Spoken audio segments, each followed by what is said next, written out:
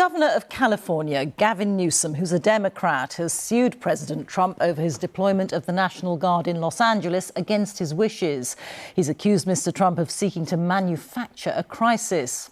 Rioting was sparked after the Trump administration sent immigration agents to detain unauthorized migrants in the city. President Trump says the move was necessary for law and order and that without it, LA would have been completely obliterated. Our correspondent John Sudworth is there. John. Well, things are a little calmer, at least so far today. You can see the protesters here, I'd say no more than 100 or so, gathered outside this detention centre where some of the immigrants detained in those workplace raids are being held. And on this side, you can see the LAPD. Their numbers have been boosted today by reinforcements brought in from outside Los Angeles County. But the most contentious part of this picture is a little bit further over there. You can see the members of the National Guard stood by.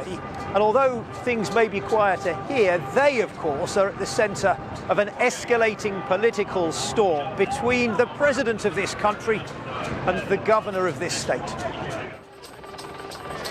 There's now a huge police presence in this city, with reinforcements brought in as the authorities try desperately to contain the violence. Overnight, once again, protesters threw fireworks and the police responded with force, making a number of arrests. But an already tense situation, triggered by the workplace raids and arrests of undocumented immigrants, now has a complex political dimension. The National Guard, a reservist military force, is often used to respond to natural disasters and is normally called in by state governors. Not this time. For the first time in 60 years, a US president has ordered them in, while members of his administration warn that anyone who gets in the way, even senior politicians, face arrest.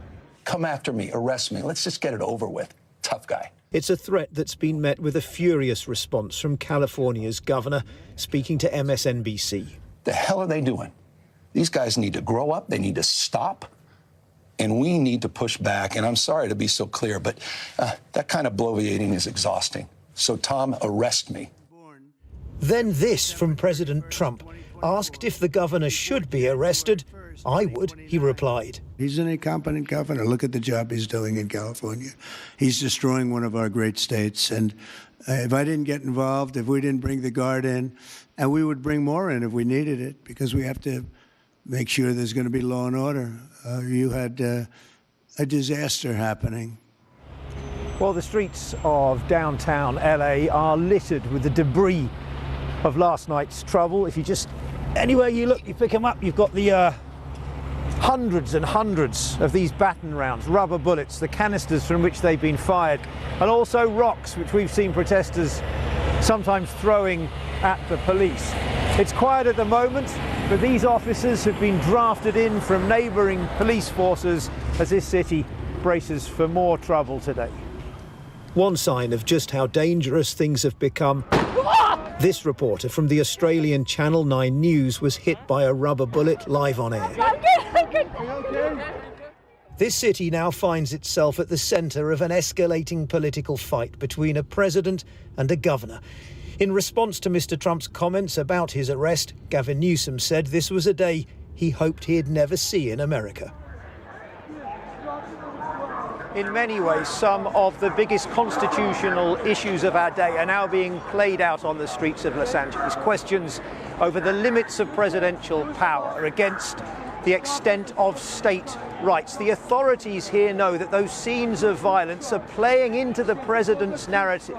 That's why they believe he's deployed the National Guard, for those public imaging effects. And it's also why we are hearing leaders in this city time and time again appealing for the protesters to show restraint and protest peacefully. Rita.